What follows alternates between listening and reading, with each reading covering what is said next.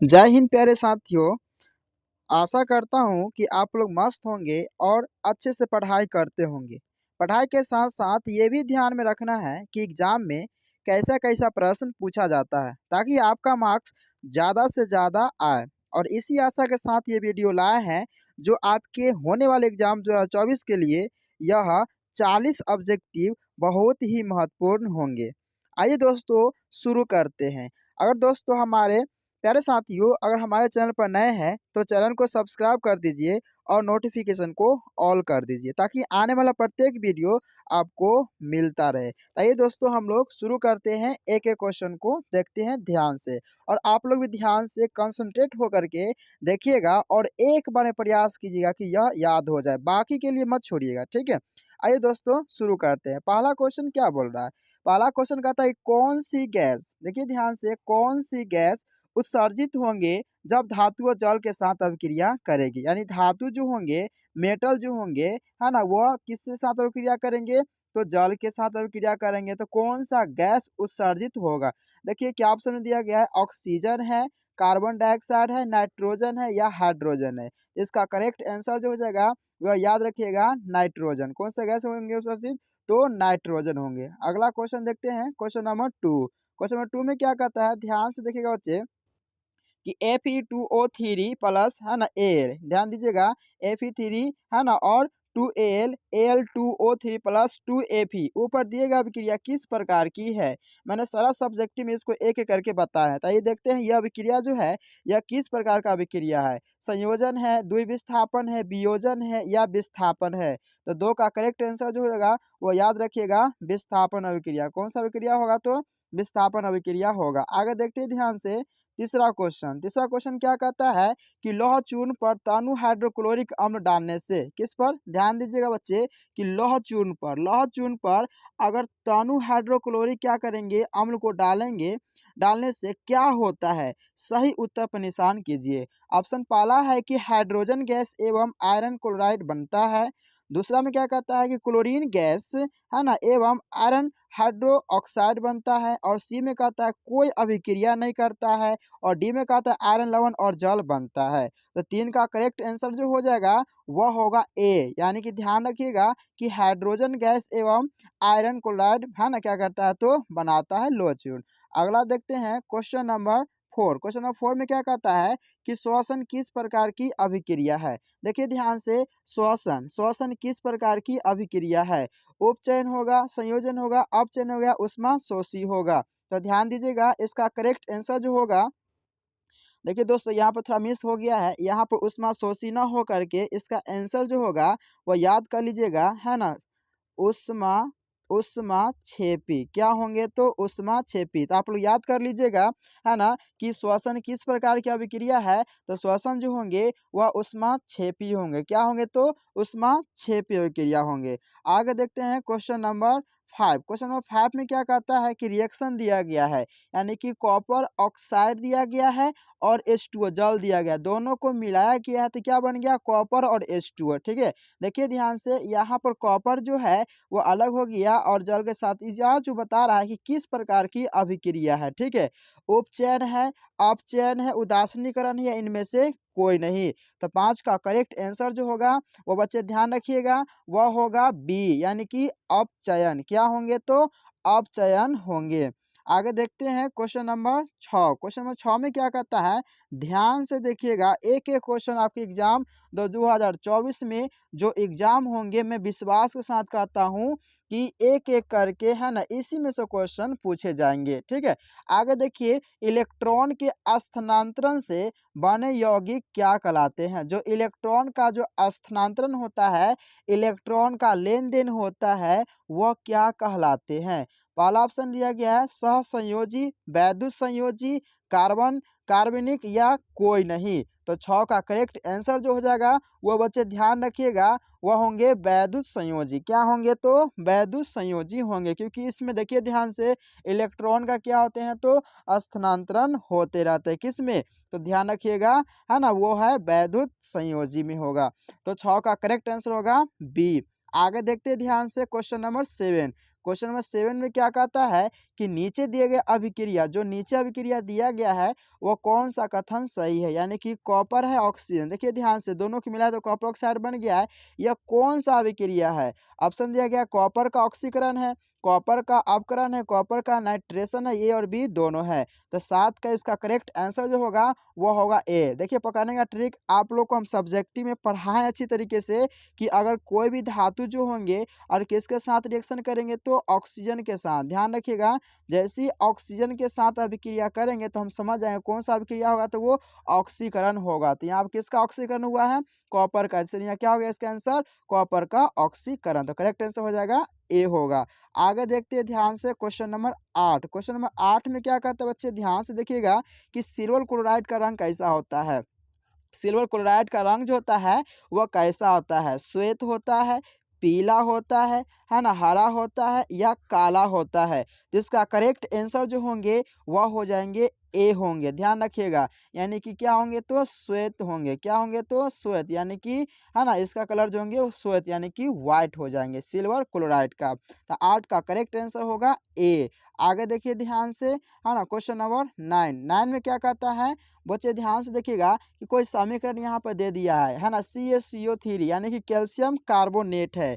जब इसको क्या किया तो ये अभिकारक हो गया है ना, इससे क्या बन गया तो कैल्शियम है ना हाइड्रोक्साइड बन गया है ना CO2 यानी कि गैस। एस का मतलब क्या होता है ध्यान दीजिएगा सॉलिड होता है, और जी का मतलब क्या होता है तो गैस होता है। यह किस प्रकार की अभिक्रिया है, अब देखिए ध्यान की यह किस प्रकार का समीकरण है, देखिए ध्यान से, है ना यह वियोजन है, संयोजन है ना उभयगामी है या प्रतिस्थापन है। तो 9 का करेक्ट आंसर जो होगा वह ध्यान रखिएगा यह वियोजन है, क्या है वियोजन है। देखिए पकाने का ट्रिक आपको बताए थे कि जब एक अणु, देखिए यहाँ पर ध्यान से देखिए बच्चे कि जब एक अणु यहाँ क्या होते हैं टूट जाते हैं, ठीक है, यहाँ पर ध्यान से देखिएगा ये जो है एक अणु क्या होते हैं तो टूट जाते हैं, और एक अणु टूट करके है ना क्या होता है दो खंडों में बढ़ जाते हैं, इसको क्या बोलते हैं तो वियोजन, क्या बोलेंगे तो वियोजन। तो 9 का करेक्ट आंसर जो होगा वह हो जाएगा ए होगा। आगे देखिए ध्यान से क्वेश्चन नंबर 10। क्वेश्चन नंबर 10 में क्या कहता है, और बहुत इंपॉर्टेंट क्वेश्चन ये सब, देखिए ध्यान से कि साग सब्जी को विघटित मतलब क्या होता है ना सड़ा गला देना, साग सब्जी को विघटित होकर के कंपोस्ट बनाना कौन सी अभिक्रिया का उदाहरण है। ध्यान दीजिएगा उष्माशोषी है ना, उष्माशोषी हो गया, उष्माक्षेपी हो गया है ना, उभयगामी हो गया, इनमें से कोई नहीं हो गया। 10 का इसका करेक्ट आंसर जो होगा वह हो जाएगा, ध्यान से देखिए बच्चे उष्माक्षेपी होंगे, जो यहाँ पर फिर से गलती कर दिया गया है, ठीक है, यहाँ पर क्या होंगे थोड़ा सा टाइपराइटर थोड़ा गलती कर दिए हैं, ठीक है, आप लोग ध्यान से देख लीजिएगा क्या होंगे तो है ना उष्माक्षेपी, है ना क्या होंगे तो उष्माक्षेपी, यानी करेक्ट आंसर क्या होगा तो बी होगा, क्या होंगे तो बी। आगे देखिए ध्यान से, है ना क्वेश्चन नंबर 11। क्वेश्चन नंबर 11 क्या कहते हैं कि निम्न में से कौन सा उत्पाद लेड नाइट्रेट, है ना कौन सा उत्पाद जो है लेड नाइट्रेट को गर्म करने पर प्राप्त होता है, यानी कि लेड नाइट्रेट को गर्म करेंगे तो कौन सा उत्पाद प्राप्त होगा, यानी कि O2 होगा, है ना उसके बाद क्या NO2 होगा, NO2 और N2 दोनों होगा, NO2 और O2 होगा। तो 11 का करेक्ट आंसर जो होगा वो ध्यान रखिएगा सी होंगे, यानी कि NO2 होंगे और N2 होंगे, है ना। आगे देखते हैं क्वेश्चन नंबर, है ना 12। क्वेश्चन नंबर 12 में क्या कहता है कि निम्न में से कौन सही है। आप देखिए यहाँ पर कुछ दे दिया गया है और कहता है कि निम्न में से कौन सही है। आप देखिए ध्यान से एक एक ध्यान से देखते हैं, Na2CO3 5H2 है ना, ये तो किसी का सूत्र होता नहीं है, ये तो गलत हो गया, है ना। NO2 है ना CO3 10H2, हाँ ये तो होता है। उसका Na2CO3 7H2 ये भी नहीं होता है। NO2CO3 2H2 ये भी नहीं होता है। इसका करेक्ट आंसर होगा बी, क्या हो जाएंगे तो बी, यानी कि बी जो होंगे है ना NO2CO3 और 10H2 ये इसका क्या होगा तो करेक्ट आंसर हो जाएंगे। आगे देखिए ध्यान से क्वेश्चन नंबर 13 में क्या कहता है क्वेश्चन नंबर में वो ध्यान से देखिएगा, यानी कि लोहा को जिंक से लेपित, लेपित मतलब क्या होता है एक परत चढ़ जाना, लेपित के मतलब क्या होता है ध्यान रखिएगा किसी भी चीज पे एक परत चढ़ जाना, यानी कि लोहा को जिंक से लेपित करने से है ना करने के है ना क्रिया को कहते हैं। यहाँ पर मिस हो गया है, क्रिया को कहते हैं, क्या कहते हैं ध्यान दीजिएगा, संरक्षण कहते हैं, गैल्वेनीकरण कहते हैं, ए और बी दोनों कहते हैं, इनमें से कोई नहीं कहते हैं। तो 13 का करेक्ट आंसर जो होगा वो बच्चे ध्यान रखिएगा, गैल्वेनीकरण कहते हैं। क्या बोलते हैं तो गैल्वेनीकरण, यानी कि लोहा पर है ना जिंक का जो लेपित जो चढ़ाएंगे ना उसको क्या बोलेंगे, गैल्वेनीकरण। आप देखिएगा साइकिल का जो है ना, साइकिल का जो हैंडल जो होता है ध्यान रखिएगा, है ना इस पर जो लेपित जो चढ़ाया रहता है ना, इस पर लेपित, वो क्या होता है तो है ना ये इसको लेपित कहते हैं, यानी कि लोहा पर जिंक का क्या होता है इस पर चढ़ा दिया जाता है, ठीक है, जिसमें क्या होता है इससे कारण यह होता है कि जंग नहीं लग पाते, उसको क्या बोलते हैं तो गैल्वेनीकरण बोलते हैं। आगे देखिए ध्यान से क्वेश्चन नंबर 14, 14 में क्या कहता है कि जस्ता, देखिए ध्यान से, जस्ता और तनु हाइड्रोक्लोरिक अम्ल को है ना अभिक्रिया के फलस्वरूप, यानी कि जस्ता और तनु हाइड्रोक्लोरिक अम्ल दोनों अम्ल की अभिक्रिया के फलस्वरूप निम्न में से कौन सा गैस बनता है। यानी ऑप्शन दिया गया है कि CO2 बनता है, N2 बनता है, H बनता है या SO2 बनता है, ठीक है। तो यहाँ पर ध्यान दीजिए, थोड़ा सा टाइपराइटर मिस कर ही दिए हैं, है ना, यहाँ क्या होंगे तो H2, है ना, क्या होंगे तो H2, क्योंकि जस्ता और तनु हाइड्रोक्लोरिक अम्ल क्रिया जो होते हैं वो क्या होते हैं तो ध्यान रखिएगा H2 गैस, यानी कि हाइड्रोजन गैस क्या करते हैं तो है ना बनता है, मुक्त होते हैं, ठीक है। तो इसका करेक्ट आंसर होगा वो क्या होगा तो हाइड्रोजन गैस, ठीक है। आगे देखिए ध्यान से क्वेश्चन नंबर 15, क्वेश्चन नंबर 15 में क्या कहता है कि निम्नलिखित अभिक्रिया में अपघटन की अभिक्रिया कौन है, यानी कि निम्नलिखित अभिक्रिया में अपघटन की अभिक्रिया कौन है। देखिए ध्यान से, NaOH plus HCl NaCl plus H2O है, ठीक है ना। उसके बाद अगला दिया गया है कि NH4CNO है ना H2NCO यानी कि ये दोनों आपका क्या हो गया तो गलत हो गया, ठीक है। आगे देखते हैं 2KClO3 है ना 2KCl और 3O2, हाँ ये क्या हो गए तो ये सही होंगे, तो ये भी क्या हो जाएंगे तो गलत होंगे, तो इसका आंसर क्या होंगे तो 15 का सी हो जाएंगे, ठीक है। आगे देखिए ध्यान से क्वेश्चन नंबर 16, क्वेश्चन नंबर 16 जो क्या कहता है कि नीचे दिए गए अभिक्रिया में कौन सा कथन सत्य है। जो नीचे अभिक्रिया दिया गया है वो इसमें कौन सा सत्य है, यानी कि जिंक ऑक्साइड यानी कार्बन के साथ मिला दे जिंक और CO बना, ठीक है। यह कौन सा ऑप्शन सही है, कार्बन है ना उपचयित हो रहा है, जे दोनों का उपचयित हो रहा है ना, कार्बन अपचयित हो रहा है या कार्बन मोनोऑक्साइड है ना उपचयित हो रहा है। तो 16 का करेक्ट आंसर जो होगा वो बच्चे ध्यान रखिएगा ए होंगे, यानी कि कार्बन उपचयित हो रहे हैं, ठीक है।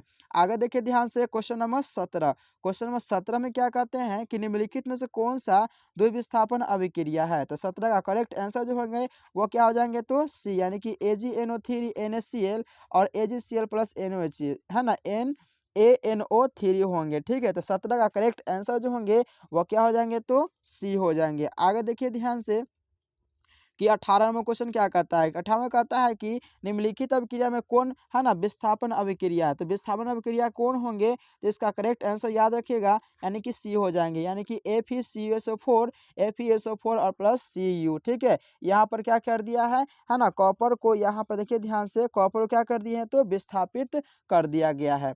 आगे देखिए ध्यान से क्वेश्चन नंबर 19, क्वेश्चन नंबर 19 में क्या कहते हैं बच्चे है ना, आप लोग ध्यान से खाली देखिएगा और एक एक ऑब्जेक्टिव आपके एग्जाम के लिए बहुत ही इंपॉर्टेंट है, क्योंकि पढ़ाई जो होती है बच्चे वह स्थिरता का चीज़ होता है। पहले आप मन को शांत कीजिए और उसके अकॉर्डिंग पढ़ना स्टार्ट कीजिए, ठीक है, आपको हर चीज़ समझ में आएगा, ठीक है।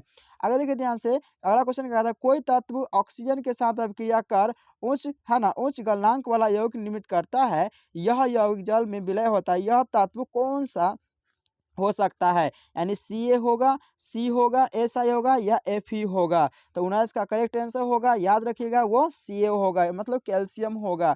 आगे देखिए क्वेश्चन नंबर 20, क्वेश्चन नंबर 20 में क्या कहता है कि लोह चूर्ण के, ध्यान से देखिएगा कि लोह चूर्ण के तनु हाइड्रोक्लोरिक अम्ल के साथ अभिक्रिया कराते हैं तो क्या होगा। तो ध्यान रखिएगा है ना 20 का जो करेक्ट आंसर होगा है ना वो हो जाएगा ए होगा, यानी कि हाइड्रोजन गैस एवं आयरन क्लोराइड बनाता है, क्या बनाता है तो हाइड्रोजन गैस और क्या बनाता है तो है ना आयरन क्लोराइड बनाते हैं। तो 20 का करेक्ट आंसर होगा ए। आगे देखिए ध्यान से क्वेश्चन नंबर 21, क्वेश्चन नंबर 21 में क्या कहता है कि निम्नलिखित में कौन सा है ना उपघटन अभिक्रिया का उदाहरण नहीं है। यहाँ पर देखिए ध्यान से कि अपघटन यहाँ होना चाहिए, अपघटन अभिक्रिया का उदाहरण कौन नहीं है निम्नलिखित में से।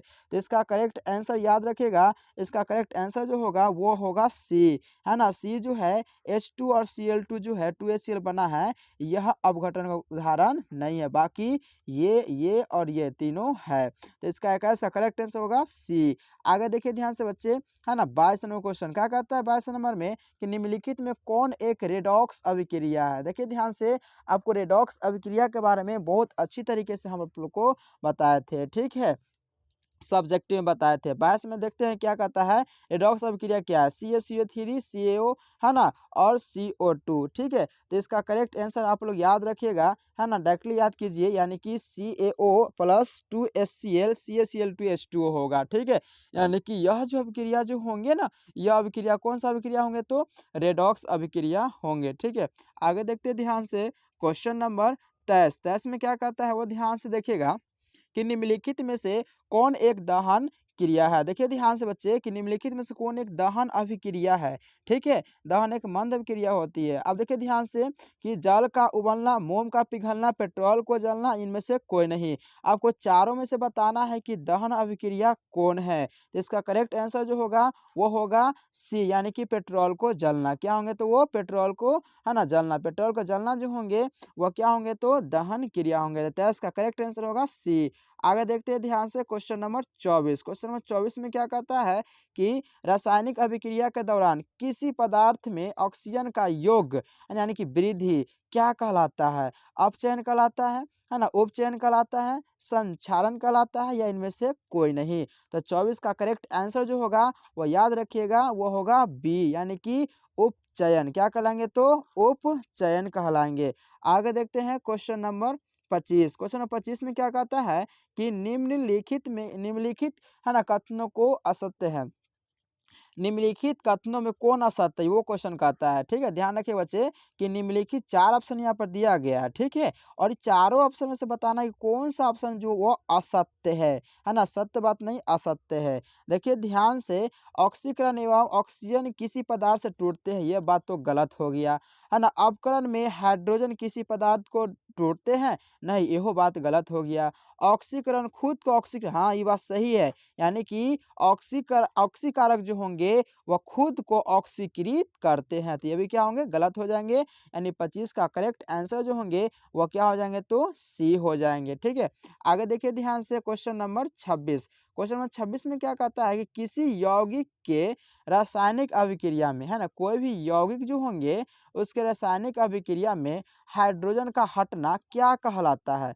अपचयन कहलाता है ना, उपचयन कहलाता है, रेडॉक्स अभिक्रिया कहलाता है, इनमें से कोई नहीं। तो 26 का करेक्ट आंसर जो होगा वह हो जाएगा बी, यानी कि उपचयन अभिक्रिया। क्या होंगे, तो उपचयन अभिक्रिया कहलाएंगे।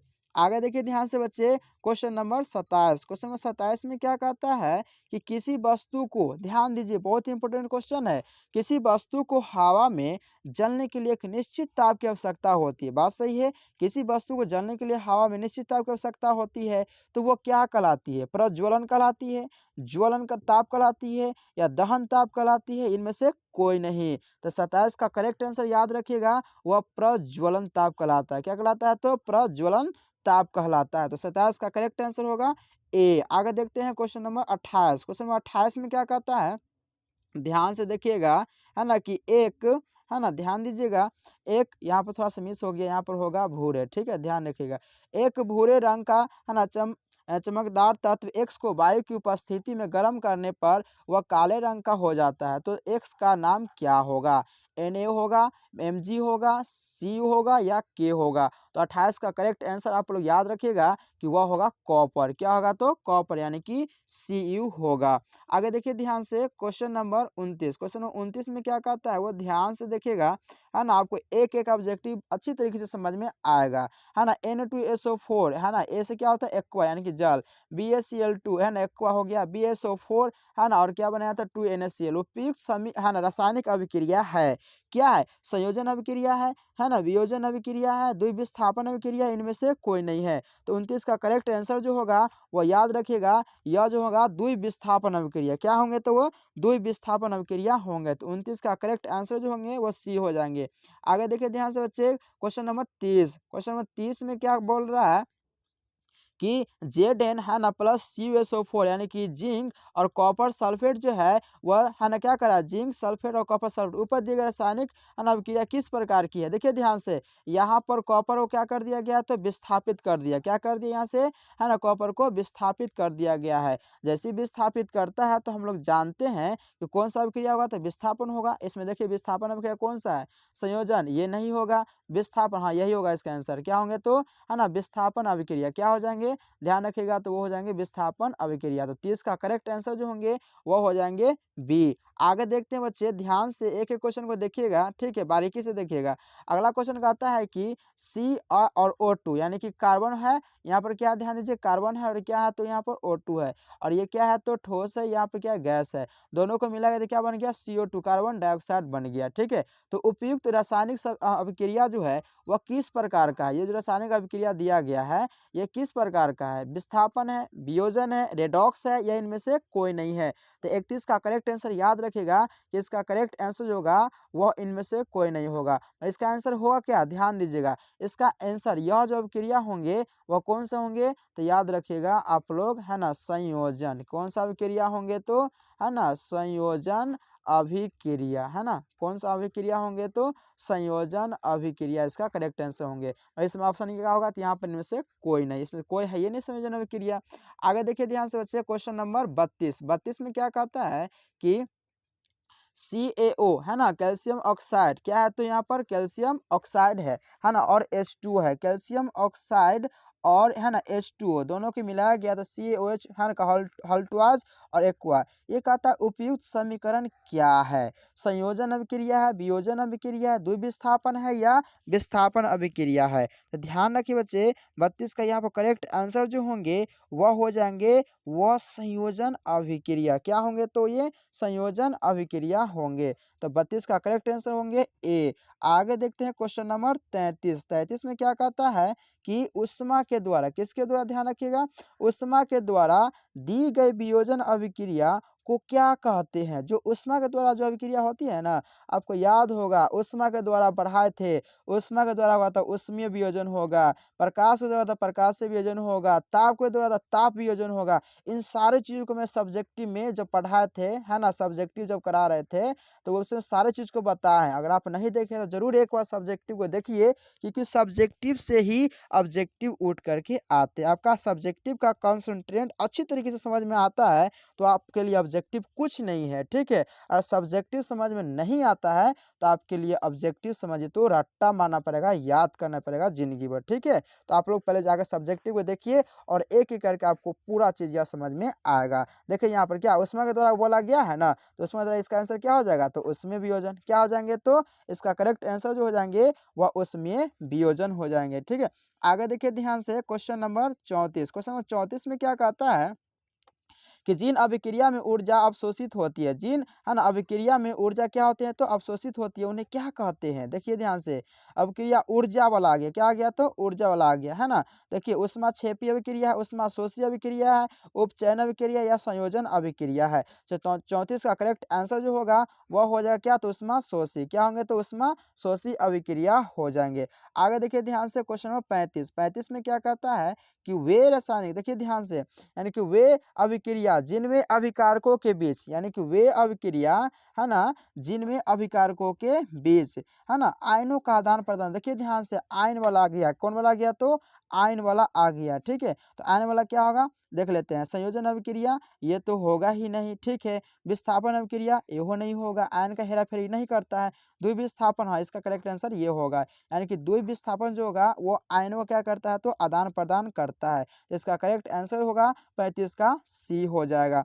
आगे देखिए ध्यान से, क्वेश्चन नंबर 36। क्वेश्चन नंबर 36 में क्या कहता है वो ध्यान से देखिएगा कि जब कोई धातु अपने आसपास कोई अम्ल, आर्द्रता आदि के संपर्क में आती है तो ये संचारित होती है और इस प्रक्रिया को हम लोग क्या कहते हैं? संयोजन कहते हैं, संचयन कहते हैं, ए और बी दोनों या इनमें से कोई नहीं। तो 36 का करेक्ट आंसर जो होगा वह होना चाहिए बी। क्या होना चाहिए? बी। मगर यहाँ पर ध्यान रखिएगा, यहाँ पर संचयन न करके यहाँ पर आपका करेक्ट आंसर जो होगा वह हो जाएगा बच्चे संक्षारण। क्या हो जाएंगे? तो संक्षारण हो जाएंगे। ठीक है, याद रखिएगा क्या होंगे? तो संक्षारण हो जाएंगे। ठीक है, तो 36 का करेक्ट आंसर जो होंगे वह बी हो जाएंगे। आगे देखिए ध्यान से, क्वेश्चन नंबर 37। क्वेश्चन नंबर 37 में क्या कहता है कि रासायनिक अभिक्रिया के दौरान किसी पदार्थ में, है ना, ऑक्सीजन का ह्रास, ह्रास मतलब क्या होता है? कमी। ह्रास क्या कहलाता है? उपचयन कहलाता है, अपचयन कहलाता है, संक्षारण, या इनमें से कोई नहीं। तो 37 का करेक्ट आंसर जो होगा वह होगा बी, यानी कि अपचयन। क्या होगा इसका करेक्ट आंसर? तो अपचयन। ठीक है, आगे देखिए ध्यान से, क्वेश्चन नंबर 38। 38 में क्या कहता है कि अवक्षेपण अभिक्रिया से किस प्रकार का लवण प्राप्त होता है? यानी कि अवक्षेपण जब अभिक्रिया होगा उससे किस प्रकार का लवण प्राप्त होगा? विलय, अविलय, दोनों, या इनमें से कोई नहीं। तो याद रखिएगा इसका करेक्ट आंसर जो होगा वो, है ना, बी होगा, यानी कि अविलय। क्या होंगे? तो अविलय होंगे। ठीक है, आगे देखिए क्वेश्चन नंबर 39। क्वेश्चन 39 में क्या कहता है कि वायुरोधी बर्तनों में, देखिए ध्यान से, वायुरोधी किसे कहते हैं? जहाँ पर वायु को जाने नहीं देता, वायु को रोक लिया जाता है, जिसमें हवा ना हो, उस बर्तन में खास सामग्री को रखने पर, है ना, उपचयन की गति हो जाती है। क्या हो जाती है? धीमी होती है, तीव्र होती है, बराबर, या अति तीव्र? तो याद रखिएगा इसका करेक्ट आंसर होगा ए, यानी कि वह धीमी। क्या हो जाती है? तो वह धीमी हो जाती है। ठीक है, आगे देखिए क्वेश्चन नंबर 40 जो लास्ट क्वेश्चन है। ठीक है, ध्यान से देखिएगा, है ना, कि रासायनिक अभिक्रिया में भाग लेने वाले पदार्थों को कहा जाता है। क्या कहा जाता है? जो रासायनिक में भाग लेते हैं उसको क्या बोलते हैं? अभिकारक बोलते हैं, उत्पाद बोलते हैं। अभिकारक और उत्पाद दोनों, इनमें से कोई नहीं। तो याद रखिएगा, जो रासायनिक अभिक्रिया में भाग लेते हैं ना उसको क्या बोलते हैं बच्चे? अभिकारक कहते हैं। तो टोटल मैंने कितने क्वेश्चन कराए हैं? ध्यान रखिएगा, टोटल कितने क्वेश्चन कराए हैं? तो, है ना, 40 ऑब्जेक्टिव कराए हैं। और 40 ऑब्जेक्टिव, है ना, यह बहुत ही इंपॉर्टेंट क्वेश्चन है आपके 2024 एग्जाम के लिए, है ना। पक्का मैं अगर 100% ना कह करके, है ना, 95% मैं कहूँगा कि इस चैप्टर से, यानी कि है ना, इस चैप्टर से आपको 95 जो प्रश्न जो है वो जरूर आएंगे। ठीक है, तो आप लोग, है ना, एक एक जरूर वीडियो को फिर से देख लीजिएगा। जय हिंद।